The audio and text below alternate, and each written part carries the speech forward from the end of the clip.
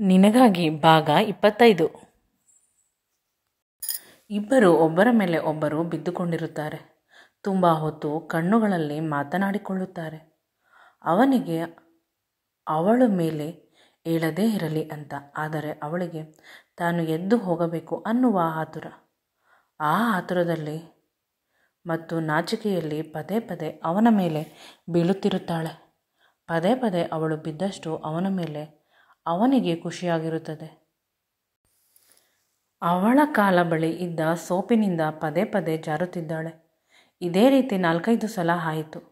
ಅವಳು ಪುನಃ ಎದ್ದರು. ನಾನು ಬೀಳುತ್ತೇನೆ ಅಂತ ಸ್ವಲ್ಪ ಸಮಯ ಸುಮ್ಮನಾಗಿ ಬಿಟ್ಟಳು. ಆಗ ಅವಳ ತುಟಿಗಳು ಅದರುತ್ತಿತ್ತು. ನಿಧಾನವಾಗಿ ಅವಳ ತುಟಿಗಳಿಂದ ನೀರ ಹನಿ ಬರಲು ಶುರುವಾಯಿತು. ಅದನ್ನು ನಾನು ಕುಡಿದೆ ತುಂಬ ತೃಪ್ತಿಯಾಗಿ. ಪದೇ ಪದೇ ಅವಳ ಬಾಯಿಂದ ಏನಾದರೂ ಬರಲಿ ಅಂತ ಕಾಯುತ್ತಿದ್ದೆ ಕುಡಿಯಲು. ಅವಳು ತುಂಬ ಜೋರಾಗಿ ಉಸಿರು ಬಿಡುತ್ತಿದ್ದಾಳೆ. ಈ ಕ್ಷಣ ಹೇಗೆ ಇದೆ ಅಂದರೆ, ಬೆಕ್ಕಿಗೆ ಚೆಲ್ಲಾಟ, ಇಲಿಗೆ ಪ್ರಾಣ ಸಂಕಟ. ಅವಳಿಗೆ ನನ್ನ ಮೇಲೆ ಪ್ರೀತಿ ಇದೆಯೋ ಇಲ್ಲವೋ ಎಂದು ಈಗ ಅರ್ಥವಾಗುತ್ತದೆ. ನಾನು ಕಣ್ಣು ಮುಚ್ಚಿಕೊಂಡು ಸುಮ್ಮನೆ ಹಾಗೆ ಮಲಗಿದೆ. ನಿನಗೆ ಸಹಾಯ ಮಾಡಲು ಸಾಧ್ಯವಿಲ್ಲ, ನೀನು ನನ್ನ ಮೇಲೆ ಮಲಗಿದ್ದೀಯ, ಅದೇ ರೀತಿ ಮಲಗಿಕೋ ಅನ್ನುವ ರೀತಿ ಇತ್ತು ನನ್ನ ಕ್ರಿಯೆ. ಆದರೆ ಸ್ವಲ್ಪ ಹೊತ್ತಿಗೆ ಅವಳು ನೀಟಾಗಿ ಎದ್ದು ನಿಂತಳು ಅಂತ ಅನಿಸಿತು. ನನ್ನ ಕಾಲನ್ನು ಅವಳ ಕಾಲ ಬಳಿ ನೀಡಿದೆ. ಪುನಃ ಅವಳು ಆಯತಪ್ಪಿ ನನ್ನ ಮೇಲೆ ಬಿದ್ದಳು. ಈ ಬಾರಿ ನಾನು ಅವಳನ್ನು ಗಟ್ಟಿಯಾಗಿ ತಬ್ಬಿಕೊಂಡು ಅವಳ ದೇಹದ ಬಿಸಿಯನ್ನು ತೆಗೆದುಕೊಳ್ಳುತ್ತಿದ್ದೆ. ಈ ಕ್ಷಣ ಇದೇ ರೀತಿ ನಿಂತು ಹೋಗಲಿ ಶಾಶ್ವತವಾಗಿ ಅನ್ನುವಷ್ಟು ನನಗೆ ಆನಂದವಾಗುತ್ತಿತ್ತು. ಆದರೆ ಅವಳು ಕೊಸರುತ್ತಿರಲಿಲ್ಲ. ಅದು ನನಗೆ ಆಶ್ಚರ್ಯ. ತುಂಬ ಸಮಯದವರೆಗೂ ನಾನು ಅವಳನ್ನು ಗಟ್ಟಿಯಾಗಿ ತಬ್ಬಿಕೊಂಡಿದ್ದೆ. ಮುತ್ತು ಕೊಡಲು ಕೂಡ ಆಗದಷ್ಟು, ಒಂದು ಕೂದಲು ಕೂಡ ನಮ್ಮಿಬ್ಬರ ಮಧ್ಯೆ ಬರಬಾರದು, ಅಷ್ಟು ಗಟ್ಟಿಯಾಗಿ ತಬ್ಬಿಕೊಂಡಿದ್ದೆ. ಪ್ಲೀಸ್ ನನ್ನನ್ನು ಬಿಟ್ಟು ಬಿಡಿ ಅಂತ ಹೇಳಿದಳು. ಅದಕ್ಕೆ ನಾನು ಸ್ವಲ್ಪ ಹೊತ್ತು ಬಿಡುತ್ತೇನೆ ಅಂತ ಹೇಳಿದೆ. ಅವಳು ಪದೇ ಪದೇ ಬೀಳುತ್ತಿದ್ದರಿಂದ ನನ್ನ ಮೇಲೆ ಅವಳ ನೈಟಿ ಅವಳ ಮಂಡಿಯ ಮೇಲೆ ಇತ್ತು. ಇದೇ ರೀತಿ ತುಂಬ ಹೊತ್ತು ನಾವಿಬ್ಬರು ಗಟ್ಟಿಯಾಗಿ ತಬ್ಬಿಕೊಂಡು ಮಲಗಿದ್ದೆವು. ಅವಳು ಕೊನೆಯದಾಗಿ ಮೇಲೆ ಹೇಳಲು ಪ್ರಯತ್ನಿಸಿದಳು. ನಾನು ಸಹಾಯ ಮಾಡಿದೆ. ಪುನಃ ನಾನು ಅಲ್ಲೇ ಮಲಗಿದೆ, ಆ ನೀರಿನ ಹತ್ತಿರ.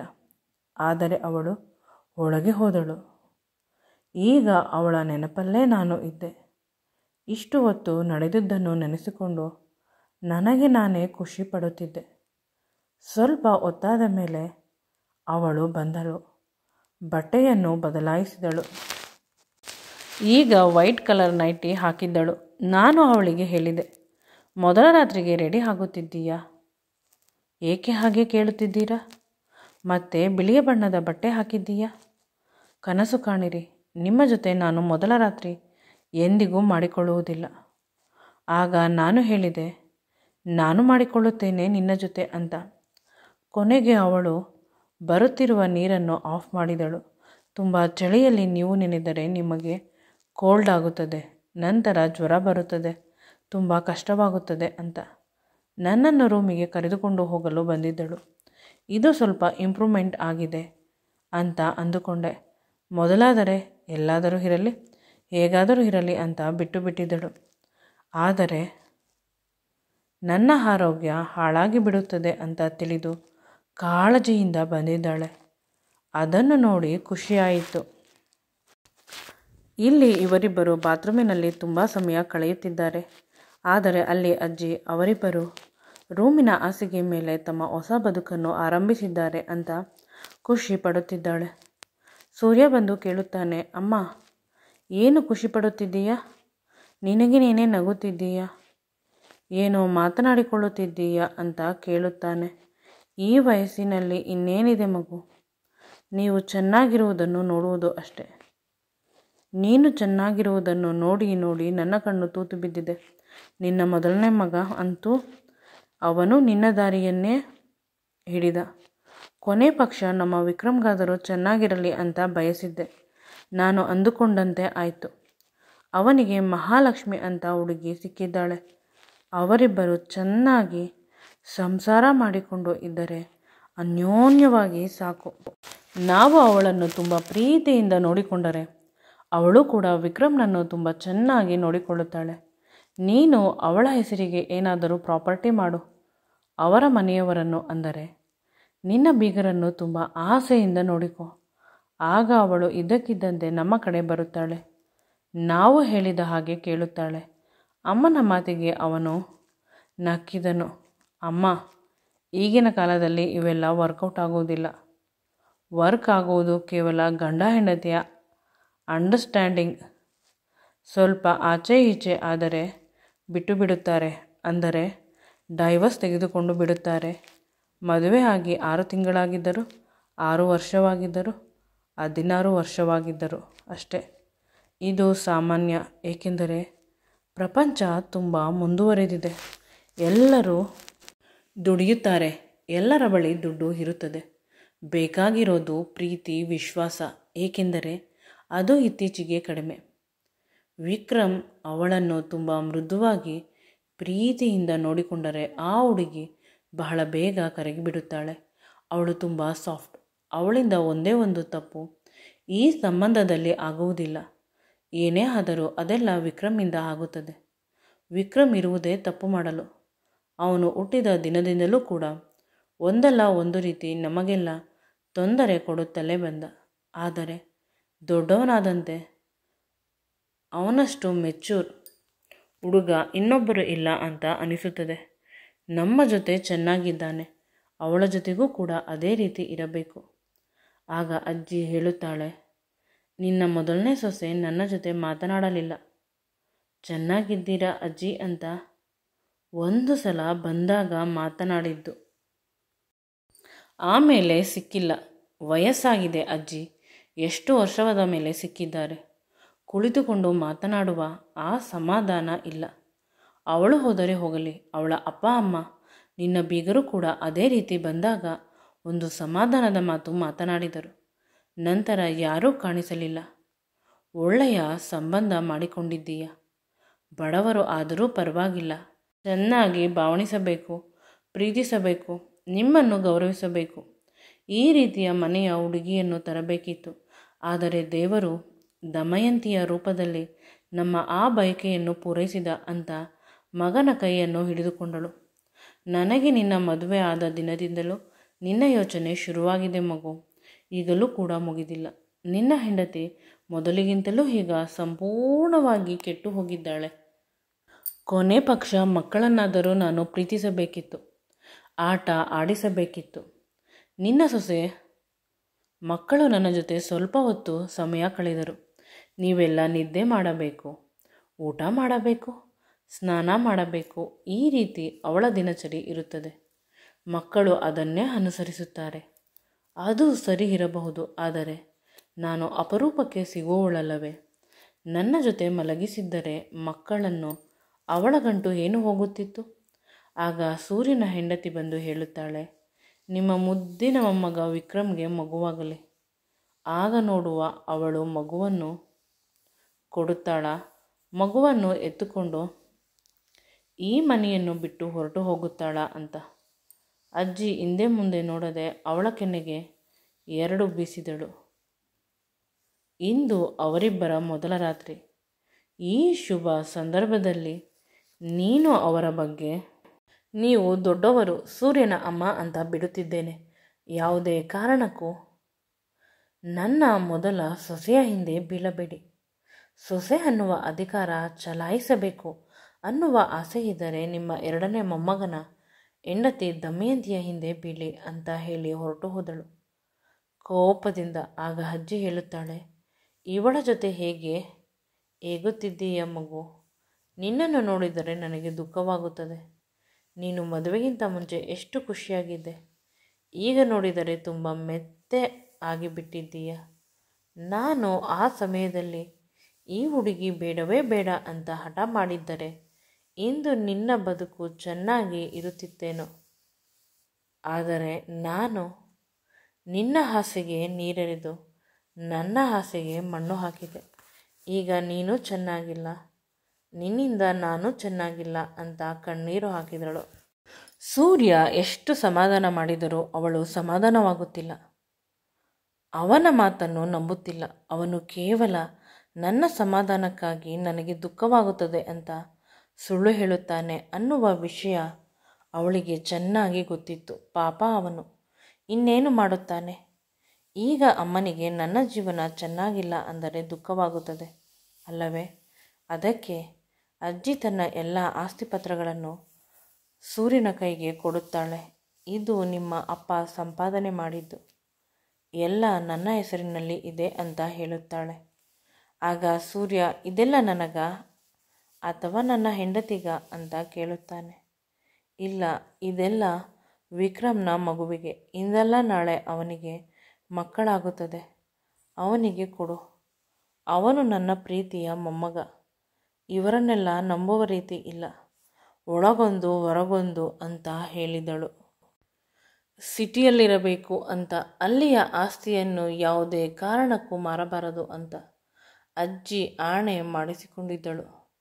ಇಲ್ಲಿ ಇವರಿಬ್ಬರಿಗೂ ಹುಟ್ಟುವ ಮಕ್ಕಳಿಗೆ ಆಸ್ತಿಯನ್ನು ಕೊಡುತ್ತಿದ್ದಾರೆ ಅಜ್ಜಿ. ಆದರೆ ಅಲ್ಲಿ ದಮಯಂತಿ ಮಕ್ಕಳಾಗಲು ಬಿಡುತ್ತಿಲ್ಲ. ಈಗ ವಿಕ್ರಮ್ ಅವಳು ಹೇಗೆ ಹೇಳುತ್ತಾಳೆ ಅದೇ ರೀತಿ ಕೇಳುತ್ತಾನೆ. ಅದರಿಂದ ಅವಳ ಹತ್ತಿರ ಹೋಗಲು ಕೂಡ ಒಮ್ಮೊಮ್ಮೆ ಅವನಿಗೆ ಇನ್ನೂ ಸರಿ ಹೋಗಿಲ್ಲ. ಸರಿ ಹೋದ ಮೇಲೆ ಅದೆಲ್ಲ ಸಾಮಾನ್ಯ ಅಲ್ಲವೇ ಅಂತ. ಆದರೆ ಯಾವ ಹುಡುಗರು ಈ ರೀತಿ ಇರಲು ಸಾಧ್ಯವಿಲ್ಲ. ಅಷ್ಟೊಂದು ಸುಂದರಿ ಆದ ಹೆಂಡತಿಯನ್ನು ಬಿಟ್ಟು. ಆದರೆ ಅವಳು ಮಾತ್ರ ಅವನಿಂದ 3 ಅಡಿ ದೂರದಲ್ಲಿ ಹೋಗುತ್ತಿರುತ್ತಾಳೆ. ಈಗ ನೀರಿನಲ್ಲಿ ನೆನೆಯುತ್ತಿದ್ದ ಅವನನ್ನು ಡ್ರೆಸ್ಸಿಂಗ್ ರೂಮ್ಗೆ ಕರೆದುಕೊಂಡು ಹೋದಳು. ಅವನ ಮೈಯೆಲ್ಲ ಒಂದು ಮಂದವಾದ ಟವಲ್ನಿಂದ ಒರೆಸಿದಳು. ಮೊದಲು ಅವಳು ಅವನಿಗೆ ಟವಲ್ ಕೊಡುತ್ತಾಳೆ, ನೀನೇ ಒರೆಸಿಕೋ ಅಂತ. ಆದರೆ ಅವನು ಒಪ್ಪುವುದಿಲ್ಲ. ನೀರು ತುಂಬ ಮೈಯಿಂದ, ಮುಖದಿಂದ, ಓವರಾಲ್ ಬಾಡಿಯಿಂದ ಸುರಿಯುತ್ತಿರುತ್ತದೆ.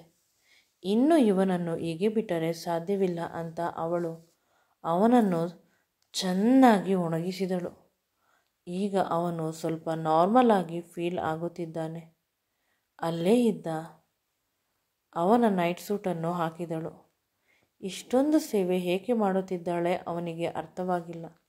ಕೊನೆಗೆ ನಾನು ಕೇಳಿದೆ, ನನ್ನ ಮೇಲೆ ಪ್ರೀತಿ ಶುರುವಾಗುತ್ತಿದೆ ಅಲ್ಲವೇ? ಏಕೆ ಇಷ್ಟೊಂದು ಸೇವೆ ಮಾಡುತ್ತಿದ್ದೀಯಾ ಅಂತ. ಆಗ ಅವಳು ಹೇಳುತ್ತಾಳೆ, ಅಜ್ಜಿ ಹೇಳಿದ್ದಾರೆ ನಿಮ್ಮನ್ನು ಚೆನ್ನಾಗಿ ನೋಡಿಕೊಳ್ಳಬೇಕು. ನೀವು ಮಗುವಿನ ರೀತಿ, ಒಂದು ಗೊತ್ತಾದರೆ ಇನ್ನೊಂದು ಗೊತ್ತಾಗುವುದಿಲ್ಲ ಅಂತ. ನೀರಿನಲ್ಲಿ ಅಷ್ಟೊಂದು ನೆನೆದರೆ ನಿಮ್ಮ ಆರೋಗ್ಯ ಹಾಳಾಗುತ್ತದೆ. ಆಗ ಅಜ್ಜಿ ನನ್ನನ್ನು ಬೈಯುತ್ತಾರೆ. ಅಷ್ಟೇ, ನಿಮ್ಮ ಮೇಲಿನ ಪ್ರೀತಿ ಅಂತ ಭ್ರಮೆಯಲ್ಲಿ ಇರಬೇಡಿ. ಅಲ್ಲಿಂದ ಹೊರಗೆ ಹೋಗುವುದರಲ್ಲಿ ಇರುತ್ತಾಳೆ. ಆಗ ಅವನು ಅವಳ ಕೈಯನ್ನು ಗಟ್ಟಿಯಾಗಿ ಹಿಡಿದುಕೊಳ್ಳುತ್ತಾನೆ. ಅವಳು ಅವನ ಮುಖವನ್ನು ನೋಡುತ್ತಾಳೆ. ಏಕೆ, ಏನಾಯಿತು ಅಂತ.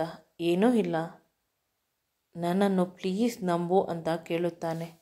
ಆಗ ಅವಳು ನಂಬಿಕೆ ಅನ್ನುವುದು ಮಾತುಗಳಲ್ಲಿ, ಶಬ್ದಗಳಲ್ಲಿ ಬರುವುದಲ್ಲ, ಬದಲಿಗೆ ಅರ್ಥ ಮಾಡಿಕೊಳ್ಳಬೇಕು. ಅದು ಮನಸ್ಸಿನ ಮಾತು, ಕಣ್ಣುಗಳ ಮಾತು ಅಂತ ಹೇಳುತ್ತಾಳೆ. ಆಗ ಅವನು ಅವಳ 2 ಕೈಗಳನ್ನು ಹಿಡಿದುಕೊಂಡು ಅವುಗಳಿಗೆ ಮುತ್ತು ಕೊಡುತ್ತಾನೆ. ತುಂಬ ಪೊಲೈಟಾಗಿ. ಅವಳ 2 ಕೈಗಳಿಗೆ ಕರೆಂಟ್ ಶಾಕ್ ಹೊಡೆದಂತೆ ಆಗುತ್ತದೆ. ಈಗ ಅವನ ಸ್ಪರ್ಶ ಅವಳಿಗೆ ಇಷ್ಟವಾಗುತ್ತಿದೆ. ಅವಳಿಗೆ ತಿಳಿಯದೆ ಒಮ್ಮೊಮ್ಮೆ ಅವಳ ಮನಸ್ಸು, ಅವನು ಇನ್ನೂ ಮುಟ್ಟಿಲ್ಲವಲ್ಲ, ಅವನು ಇನ್ನೂ ಹತ್ತಿರ ಬಂದಿಲ್ಲವಲ್ಲ ಅಂತ ಯೋಚಿಸುತ್ತಿರುತ್ತದೆ. ಒಮ್ಮೊಮ್ಮೆ ಅನಿಸುತ್ತದೆ, ಹೇಗಿದ್ದರೂ ಮದುವೆ ಆಗಿದೆ, ವಿಕ್ಕಿಯನ್ನು ಸಂಪೂರ್ಣವಾಗಿ ಮರೆತು ಇವನ ಜೊತೆ ಬದುಕಿಬಿಡು. ಈಗ ನೀನು ಹೊರಗೆ ಹೋಗಿ ನಮ್ಮಿಬ್ಬರ ಮಧ್ಯೆ ಏನೂ ಆಗಿಲ್ಲ ಅಂದರೂ ಕೂಡ ಯಾರೂ ನಂಬೋದಿಲ್ಲ. ವಿಕ್ರಮ್ನನ್ನು ನೋಡಿದವರಂತೂ ನಂಬಲು ಸಾಧ್ಯವೇ ಇಲ್ಲ. ಬೆಂಕಿಯ ಜೊತೆ ಬೆಣ್ಣೆ ಕರಗಿಬಿಟ್ಟಿರುತ್ತದೆ ಅಂತ ಅಂದುಕೊಂಡಿರುತ್ತಾರೆ. ಆದರೆ ವಿಕ್ಕಿ ಅಂದುಕೊಂಡಿಲ್ಲವಾದರೂ ಜನಗಳು ಇಂದಲ್ಲ ನಾಳೆ ಅವನ ತಲೆ ಕೆಡಿಸುತ್ತಾರೆ. ಅವನು ಜೀವನ ಪರ್ಯಂತ ನಿನ್ನನ್ನು ಮದುವೆ ಆಗಿದ್ದಕ್ಕೆ ಪಶ್ಚಾತ್ತಾಪ ಪಡುತ್ತಿರುತ್ತಾನೆ. ಈ ಮಾತುಗಳನ್ನು ತನಗೆ ತಾನೇ ಹೇಳಿಕೊಳ್ಳುತ್ತಾಳೆ. ಇಷ್ಟೊಂದು ದೊಡ್ಡ ಶಿಕ್ಷೆ ಕೊಡಬೇಡ ನೀನು. ನನ್ನ ಜೊತೆ ಇದ್ದರೂ ನನ್ನಿಂದ ದೂರ ಇರಬೇಡ. ನನ್ನ ಕೈಯಲ್ಲಿ ಅದನ್ನು ಸಹಿಸಲು ಸಾಧ್ಯವಿಲ್ಲ ಅಂತ ಅವಳ ಬಳಿ ಬರಲು ಪ್ರಯತ್ನಿಸುತ್ತಾನೆ. ಆಗ ಅವಳು ಓಡಿ ಹೋಗಿ ಡ್ರೆಸ್ಸಿಂಗ್ ರೂಮ್ನ ಬಾಗಿಲನ್ನು ಲಾಕ್ ಮಾಡುತ್ತಾಳೆ ಹೊರಗಿನಿಂದ. ಅದು ರೂಮಿನಲ್ಲೇ ಇರುವ ಡ್ರೆಸ್ಸಿಂಗ್ ರೂಮ್. ಸ್ನಾನ ಮಾಡಿದ ತಕ್ಷಣ ಅಲ್ಲಿ ಹೋಗಿ ರೆಡಿಯಾಗಿ ಬರುವುದು. ಇದು ಇವರ ರೂಮಿನಲ್ಲಿ ಇದೆ. ಇವರದು ಮಾಸ್ಟರ್ ಬೆಡ್ರೂಮ್ ಅಲ್ಲವೇ? ಮೊದಲ ಬಾರಿ ದಮಯಂತಿ ಈ ರೂಮನ್ನು ನೋಡಿ ಖುಷಿಪಟ್ಟಳು. ಎಷ್ಟು ದೊಡ್ಡದು ಈ ರೂಮು ಅಂತ. ಏಕೆಂದರೆ ಅವರ ಚಿಕ್ಕಪ್ಪನ ಮನೆ ಈ ರೂಮಿನಷ್ಟು ಇದೆ. ಅಲ್ಲೇ ಬಾತ್ರೂಮ್, ದೇವರ ಮನೆ, ಅಡುಗೆ ಮನೆ, ಚಿಕ್ಕಪ್ಪ ಚಿಕ್ಕಮ್ಮನ ಬೆಡ್ರೂಮ್ ಎಲ್ಲ ಇರುತ್ತಿತ್ತು. ನಾನು ಅಕ್ಕ ಕೆಳಗೆ ಮಲಗುತ್ತಿದ್ದೆವು. ದೊಡ್ಡವಳಾದಂತೆ ಅವಳು ದಿವಾನ್ ಕಾಟ್ ಮೇಲಿದ್ದ ಹಾಸಿಗೆ ಮೇಲೆ ಮಲಗುತ್ತಿದ್ದಳು. ನಾನು ಕೆಳಗೆ ಚಾಪೆಯ ಮೇಲೆ ಮಲಗುತ್ತಿದ್ದೆ. ಒಮ್ಮೊಮ್ಮೆ ಮೈಕೈ ನೋವುತ್ತಿತ್ತು, ಆಗ ದುಃಖವಾಗುತ್ತಿತ್ತು. ಆದರೆ ಈಗ ಮೆತ್ತನೆಯ ಹಾಸಿಗೆ ನನ್ನ ಪಾಲಾಗಿದೆ. ವಿಕ್ರಮ್ನನ್ನು ನಾನು ಹೊರಗೆ ಬರಲು ಬಿಡುವುದಿಲ್ಲ, ಅಲ್ಲೇ ಇರಲಿ. ಈ ಹಾಸಿಗೆಯನ್ನು ನೋಡಿ ಅವನಿಗೆ ಮೂಡ್ ಬರುತ್ತದೆ. ಆನಂತರ ನನ್ನನ್ನು ಸಂಪೂರ್ಣವಾಗಿ ಹುರಿದು ಮುಕ್ಕುತ್ತಾನೆ ಅಂತ ಅಂದುಕೊಂಡಳು. ಇಲ್ಲಿ ವಿಕ್ರಮ್ ಜೋರಾಗಿ ಬಾಗಿಲನ್ನು ಬಡಿಯುತ್ತಿದ್ದಾನೆ. ಎಷ್ಟು ಬಡಿದರೂ ಕೂಡ ಅವಳು ಬಾಗಿಲನ್ನು ತೆಗೆಯುತ್ತಿಲ್ಲ. ಡ್ರೆಸ್ಸಿಂಗ್ ರೂಮ್ನಲ್ಲಿ ಬಾಗಿಲು ಬಡಿಯುವುದರಿಂದ ಮನೆಯವರಿಗೆ ಆ ಶಬ್ದ ಕೇಳಿಸುವುದಿಲ್ಲ. ರೂಮಿನ ಒಳಗಡೆ ಡ್ರೆಸ್ಸಿಂಗ್ ರೂಮ್ ಇರುವುದರಿಂದ ಅವನು ವಿಧಿಯಿಲ್ಲದೆ ಸುಮ್ಮನಾದ. ಅವಳಿಗೆ ಫೋನ್ ಮಾಡೋಣ ಅಂದರೆ ಅವಳ ಬಳಿ ಫೋನ್ ಇಲ್ಲ. ಶಾಂತಿಗೆ ಅಥವಾ ಅಜ್ಜಿಗೆ ಫೋನ್ ಮಾಡಿ ಹೇಳಿದರೆ ನನ್ನನ್ನು, ನೀನು ನಿಜವಾಗಲೂ ಹುಡುಗನ? ಹೆಂಡತಿ ನಿನ್ನನ್ನು ರೂಮಿನಲ್ಲಿ ಬೀಗ ಹಾಕಿದ್ದಾಳೆ, ಅದು ಮೊದಲ ರಾತ್ರಿಯಲ್ಲಿ. ನೀನು ನೋಡಿದರೆ ಈ ರೀತಿ ಇದ್ದೀಯಾ? ಜೀವನ ಪರ್ಯಂತ ನನ್ನನ್ನು ತಮಾಷೆ ಮಾಡುತ್ತಾರೆ. ಯಾವುದೇ ಕಾರಣಕ್ಕೂ ಅವರ ಕೈಗೆ ಸಿಕ್ಕಿ ಹಾಕಿಕೊಳ್ಳಬಾರದು. ಅವಳು ಹೊರಗೆ ಆರಾಮವಾಗಿ ನಿದ್ರೆ ಮಾಡುತ್ತಾಳೆ, ಆದರೆ ನಾನು ಅವಳ ಜೊತೆ ನಿದ್ರೆ ಮಾಡಬೇಕು. ಇಂದು ಅವಳನ್ನು ನೀರಿನಲ್ಲಿ ನೆನೆಯುತ್ತಿದ್ದುದನ್ನು ನೆನೆಸಿಕೊಂಡು ಅವನು ತುಂಬ ಖುಷಿಪಡುತ್ತಿದ್ದ. ನನ್ನವಳು ಎಷ್ಟು ಸುಂದರವಾಗಿದ್ದಾಳೆ, ಸಹಜ ಸುಂದರಿ ಅಂತ. ಅವಳು ಅವನ ಮೇಲೆ ಬಿದ್ದಿದ್ದು ಸಂಪೂರ್ಣವಾಗಿ ಅವರಿಬ್ಬರು ಹತ್ತಿರದಲ್ಲಿ ಇದ್ದುದನ್ನು ನೆನೆಸಿಕೊಂಡು ಅವನಿಗೆ ಇನ್ನೂ ಖುಷಿಯಾಯಿತು. ನನ್ನವಳು ನಿಜವಾಗಲೂ ಎಷ್ಟು ಸುಂದರವಾಗಿದ್ದಾಳೆ ಅಂತ ಅಂದುಕೊಂಡೆ. ಅದಕ್ಕಿಂತ ಹೆಚ್ಚು ರೊಮ್ಯಾಂಟಿಕ್ ಆಗಿದ್ದಾಳೆ ಅಂತ. ಇಲ್ಲಿ ಇವಳು ಬೀಗ ಹಾಕುವುದನ್ನು ಹಾಕಿದಳು. ನಂತರ ಮನಸ್ಸಿನಲ್ಲಿ ಸ್ವಲ್ಪ ಸ್ವಲ್ಪ ಭಯ ಶುರುವಾಯಿತು. ಅಕಸ್ಮಾತ್ ಅವನು ಮೊದಲಿನ ಅವನ ರೂಪವನ್ನು ತೆಗೆದುಬಿಟ್ಟರೆ ನಾನು ಅಷ್ಟೇ, ನನ್ನ ಕತೆ ಮುಗಿದು ಹೋಯಿತು. ಏನೋ ಚೆನ್ನಾಗಿ ಮಾತನಾಡುತ್ತಿದ್ದಾನೆ ಅಂತ ನಾನು ಇಷ್ಟು ಸಲಿಗೆ ತೆಗೆದುಕೊಂಡೆನ ಅಂತ ತನ್ನನ್ನು ತಾನೇ ಪ್ರಶ್ನೆ ಮಾಡುತ್ತಿದ್ದಾಳೆ. ಕೊನೆಗೆ ಅವಳು ಬಾಗಿಲನ್ನು ತೆಗೆಯಲು ಹೋದಳು. ಅವನು ತನ್ನ ಹತ್ತಿರ ಬರುವುದನ್ನು ಪ್ರತಿ ಕ್ಷಣ ನೆನಪಾಗಿ ಹಾಸಿಗೆಯ ಮೇಲೆ ಹೋಗಿ ಕುಳಿತುಕೊಂಡಳು. ಹೇಗಿದ್ದರೂ ನನಗೆ ಕಷ್ಟವೇ, ಇದೇ ರೀತಿ ಕಷ್ಟ ಆಗಲಿ. ಯಾವುದೇ ಕಾರಣಕ್ಕೂ ಬಾಗಿಲಂತೂ ತೆಗೆಯುವುದಿಲ್ಲ. ಆದರೆ ಅಲ್ಲಿ ಅವನು ಇವಳ ರೂಮಿಗೆ ಬರಲು ಪ್ಲ್ಯಾನ್ ರೆಡಿ ಮಾಡಿದ್ದ. ಅದೇನೆಂದರೆ, ಈ ವಿಡಿಯೋ ನಿಮಗೆ ಇಷ್ಟವಾಗಿದ್ದಲ್ಲಿ ನನ್ನ ಚಾನಲನ್ನು ಲೈಕ್ ಮಾಡಿ, ಶೇರ್ ಮಾಡಿ ಮತ್ತು ಸಬ್ಸ್ಕ್ರೈಬ್ ಮಾಡಿ. Thank you.